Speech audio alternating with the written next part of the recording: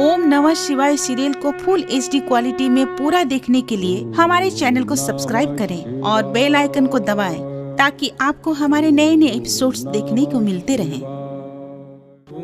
मैं ओंकार हूँ, कविता में छंद मैं हूँ, निबंध में बंद मैं हूँ, नाटक में सूत्रधार मैं हूं, तो रंगमंच पर अभिनेता भी मैं ही हूं, नर्तक के पांव में गति मैं हूं, तो मधुर गीतों का भी मैं ही गीतकार हूं। मैं ओंकार हूं। विष्णु लोक में आकर नारद चिंता करते हैं कि पार्वती व गणेश का क्रोध कैसे शांत होगा। लक्ष्मी विष्णु को शीघ्र ही कैलाश जाने के लिए कहती है। सरस्वती भी ब्रह्मा से ऐसा ही आग्रह करती है। ब्रह्मा विष्णु दोनों कैलाश पर आते हैं तो पार्वती उन पर क्रोधित होती है कि भावनाथ का अवतार लेने के लिए उन दोनों ने ही शिव को प्रेरित किया था। अब वे शिव का पता लगाएं। इंद्र, नारद, देवगण, देवगुरु, गणेश, कार्तिकेय सभी शिव को ढूंढ रहे हैं। ढूंढते ढूंढते गणेश को एक शिवलिंग में शिव ज्योति दिखाई देती है। सभी मिलकर शिव शंकर को पुकारते हैं। शिव दर्शन देकर उस स्थान की महिमा बताते हैं कि वो भगवान भवनाथ के शिवलिंग के नाम से प्रसिद्ध होगा तथा सदा उनकी ज्योति वहां विद्यमान रहेगी। गणेश व कार्तिकेय के आग्रह पर शिव कैलाश पर आते हैं। पुत्र गणेश। माता, माता,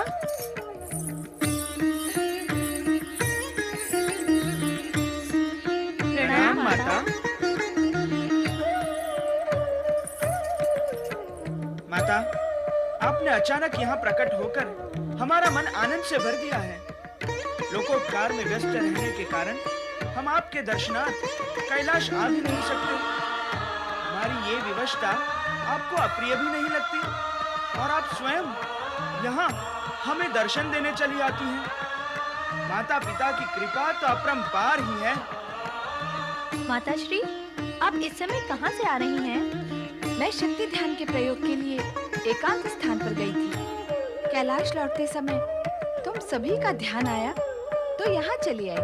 माता, आपने ध्यान में उस विचित्र प्राणी को तो अवश्य देखा होगा जिसने ब्रह्मलोक में जन्म लिया है और जो ब्रह्मदेव से वरदान पाकर अपार शक्ति प्राप्त कर चुका है। हाँ गणेश, मैंने एक सिंदूर वर्णी प्राणी को अपने ध्यान में देखा अवश्य है, किंतु उस पर विशेष ध्यान नहीं दिया। किंतु माता, मैंने तो उस विचित्र प्राणी को अपनी दिव्य दृष्टि से देख के उसके भविष्य का ज्ञान भी प्राप्त कर लिया है। ऐसा प्रतीत होता है कि आप तो मेरी माता हैं, शक्ति स्वरूपा है। निश्चित ही मुझसे अधिक ज्ञान है आपको।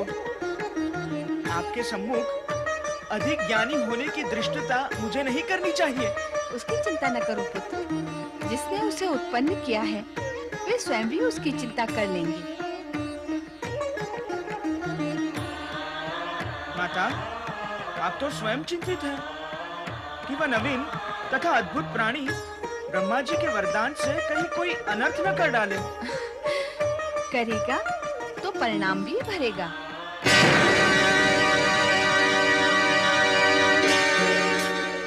मित्र नारद, ब्रह्मलोक जाकर भी मेरी इच्छा पूर्ण नहीं हुई। मैं परम पिता का आशीर्वाद प्राप्त नहीं कर सका। अरे, आशीर्वाद न मिला तो क्या? तुम ब्रह्मलोक में प्रवेश करने के अधिकारी हो गए हो और भगवान भोलेनाथ ने परमपिता ब्रह्मा जी को जागृत भी कर दिया है। ऐसे में तुम परमपिता ब्रह्मा जी के पास जाकर कभी भी आशीर्वाद प्राप्त कर लेना। अरे, ये विचित्र प्राणी कौन है? मैं ब्रह्मा जी का पुत्र सिंदूरी हूँ। उन्होंने मुझे सर्वोच्च शक्ति का वरदान दिया है। मैं बाहुबली हूँ। हमने तो तुम्हें कभी ब्रह्मलोक में देखा ही नहीं। ब्रह्मलोक और ब्रह्मदेव को नहीं देखा होगा तो मुझे कहां से देखोगे? अर्थात तुम्हारी उत्पत्ति परम पिता ब्रह्मा जी के जागने के पश्चात हुई है। अर्थ को समझने का प्रयत्न करने वाला बुद्धिमान होता है और मुझे तुम बुद्धिमान लगते हो, कारण कि तुमने सत्य कहा। मैं सिंदूरी हूँ, सिंदूरी। ये देवर्षि नारद हैं, ब्रह्मा जी के मानस पुत्र। ब्रह्मा जी के मानस पुत्र अर्थात मेरे भाई। भाई हो तो भला करो मेरा। और ये बताओ कि ब्रह्मा जी द्वारा दिए गए वरदान की सत्यता की परख मैं कैसे करूं? इसका प्रमाण कैसे प्राप्त करूं? बताओ। ऐसा विचार भी मन में न लाना सिंदूरी। परमपिता ब्रह्मा जी कभी किसी को असत्य वरदान नहीं देते। फिर उनके वरदान को परखने अथवा उसकी सत्यता का प्रमाण प्राप्त करने की आवश्यकता ही क्या है? उनसे वरदान प्राप्त करके दानवों ने स्वर्ग पर अधिकार प्राप्त किया, पृथ्वी और पाताल को वश में किया। तुम उनके वरदान पर शंका करोगे तो वरदान व्यर्थ हो जाएगा। ना ना ना ना ना ना, मैं उनके वरदान पर शंका नहीं करता। मैं तो केवल परीक्षण करना चाहता हूँ, अपनी शक्ति का परीक्षण। और शक्ति का परीक्षण तो सभी करते हैं, तो फिर मैं क्यों न करूं? कैसे करोगे वरदान में प्राप्त शक्ति की परीक्षा? ब्रह्मा जी ने कहा था कि मैं जिसे भी अपने भुजाओं में दबा लूं, वो चूर चूर हो जाएगा। इसीलिए मुझे ऐसे प्राणी की खोज है जिसे मैं अपने भुजाओं में ले लूं। नारायण नारायण। परंतु परमपिता ब्रह्मा जी ने तुम्हें ये तो नहीं कहा था कि अपनी भुजाओं में नारद को ही पकड़ के चूरा कर डालना? अरे भाई पीछे हटो, पीछे हटो और तुम अदृश्य हो जाओ। ये सिंदूरी की असली वृत्ति जागृत होने लगी है। भागो।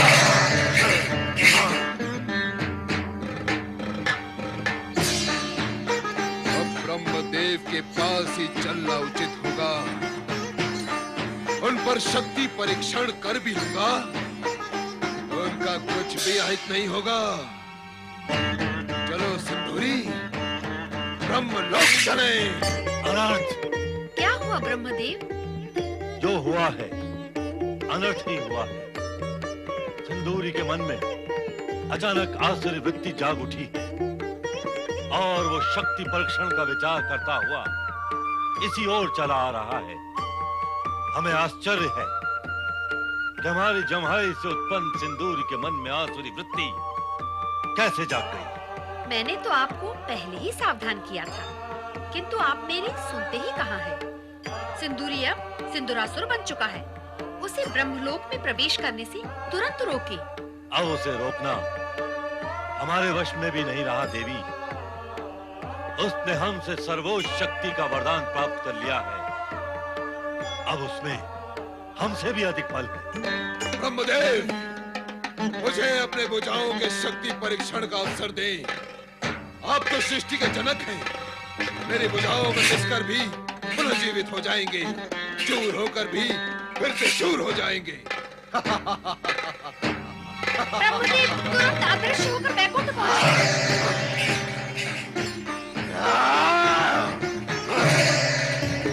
नारायण नारायण। अपने मित्र पर्वत को कहाँ छोड़ा है नारद? श्री हरि, देवगुरु बृहस्पति ने उनका स्मरण किया तो वे स्वर्गलोक चले गए और मैं इस समय यहाँ सिंदूरी के विषय में जानने आया हूँ। सिंदूरी? कौन है ये सिंदूरी? सिंदूरी तो अब सिंदूरासुर बन चुका है नारद, और वो इस समय ब्रह्मदेव का पीछा करता हुआ इसी ओर आ रहा है। श्री हरि, मेरे दुष्ट पुत्र सिंदूरासुर से मेरी रक्षा करें। मैंने पुत्र मोह में आकर उसे वरदान तो अवश्य दे दिया, किंतु अब वो मुझे ही मार दे। हम जानते हैं ब्रह्मदेव, परंतु अब वो दुष्ट असुर आपको हानि नहीं पहुंचाएगा। उत्तम तो यही होगा कि हम सब यहाँ से अदृश्य होकर भगवान भोलेनाथ की शरण में कैलाश पर चले। सिंदूरासुर की शक्ति वहां चल नहीं पाएगी। परमपिता कहाँ है आप? प्रकट हो, बताता हूँ कि मैं आज पर बल प्रयोग नहीं करूंगा। परमपिता, परमपिता, परमपिता, परमपिता। रक्षा करें, रक्षा करें, हर हर महादेव, हर हर महादेव, रक्षा करें, हर हर महादेव। रक्षा करें भोलेनाथ।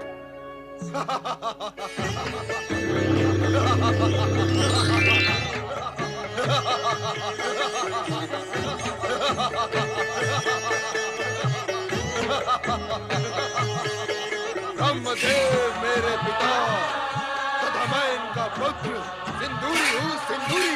नहीं, नहीं, अब तुम मेरे पुत्र नहीं रहे। सिंदूरी से सिंदूरासुर बन चुके हो।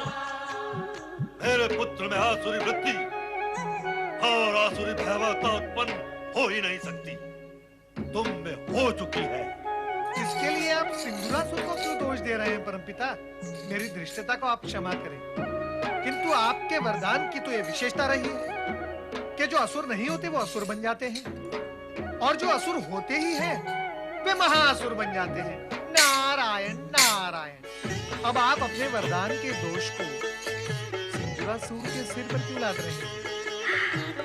ये सब तो होना ही था, फिर आश्चर्य और खेद कैसा? क्यों सिंदूरासुर, मैंने कुछ अनुचित तो नहीं कहा? उचित अनुचित का ज्ञान करा देता हूँ तुम्हें, और साथ साथ सबको चींटी की तरह मसल दूंगा। हाँ।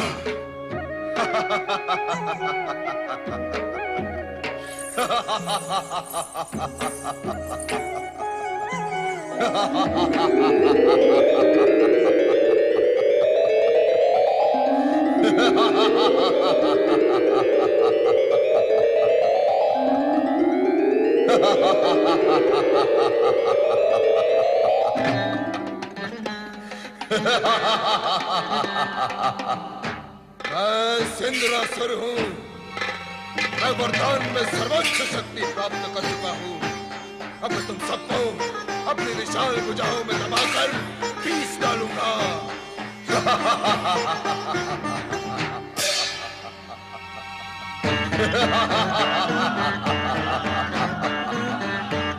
ब्रह्मा जी के वरदान की शक्ति को कोई भी चुनौती नहीं दे सकता। मैं आज अपनी बलशाली भुजाओं से तुम सभी को चूर चूर कर दूंगा। नारायण नारायण। हम सबको चूर चूर करने से पहले दूर दूर का ये सत्य तनिक पास पास से देख लो सिंदूरासुर। क्या कहा तुमने? मैंने कहा तुम तो जगत के सर्वाधिक भाग्यशाली असुर हो, जो तुम त्रिदेवों को एक साथ अपने हृदय से लगा रहे हो। तुम्हारा कल्याण तो नारायण नारायण अवश्य ही होगा। रे मूर्ख, हमने अपने जिस तीसरे नेत्र से कामदेव को भस्म किया था, हम उसी से तुझे भी भस्म कर देंगे। हटा ले अपनी भुजाओं को। आप ऐसा नहीं कर सकते महादेव, क्योंकि मैं अपनी भुजाओं को इसी प्रकार आप सबके चारों ओर बांध कर रखूंगा। यदि आप मुझे भस्म करेंगे तो मेरे साथ साथ आप सभी भस्म हो जाएंगे महादेव।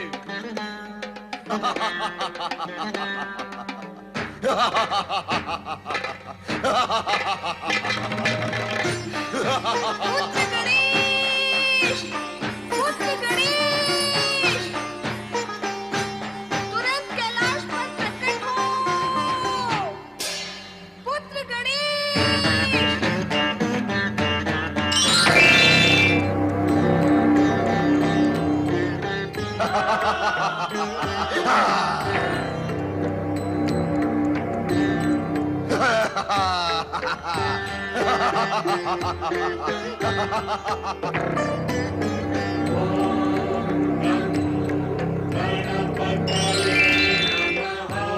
नमः शिवाय। पुत्र गणेश, हमें इस दुष्ट के भुजा पाश से मुक्त करो। माता, मैंने तो आपसे कहा था कि ब्रह्मा जी की जंभाई से उत्पन्न ये दुष्ट कोई न कोई उत्पात अवश्य करेगा, परंतु आपने मेरी बात पर ध्यान नहीं दिया। सिंदूरासुर, बता, तू मरना चाहता है अथवा जीवित रहना चाहता है? हे विचित्र प्राणी, मुझे मारने वाला इस संसार में कोई उत्पन्न ही नहीं हुआ। हे भारी मस्तक और भारी शरीर वाले अद्भुत प्राणी, तुम भी मेरा कुछ अहित नहीं कर सकते। नमः शिवाय।